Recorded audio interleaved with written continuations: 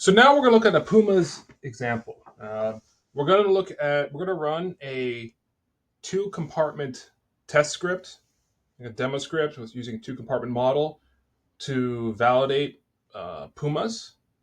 And we're going to do this through another project, but this time we're going to create a project that uses the VS Code IDE on JuliaHub rather than RStudio.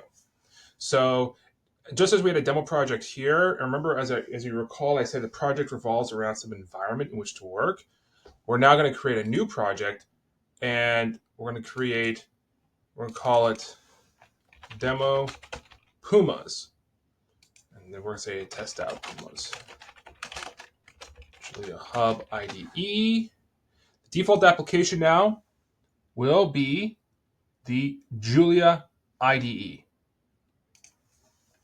We will again enable exclusive editing, and we could just put, say, Pumas and IDE as tags. Just as before, we can add the same collaborators. I can add my boss and dear Jeanette.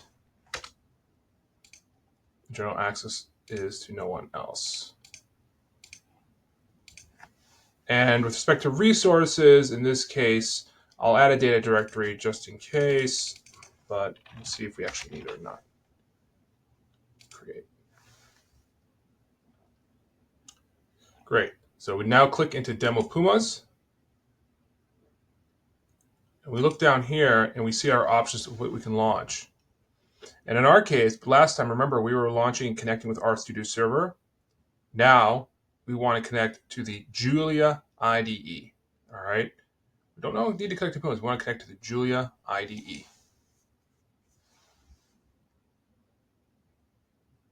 And we're going to click here. And once this loads, what I'm going to do is I'm going to copy and paste demo code, this two-compartment model using Pumas.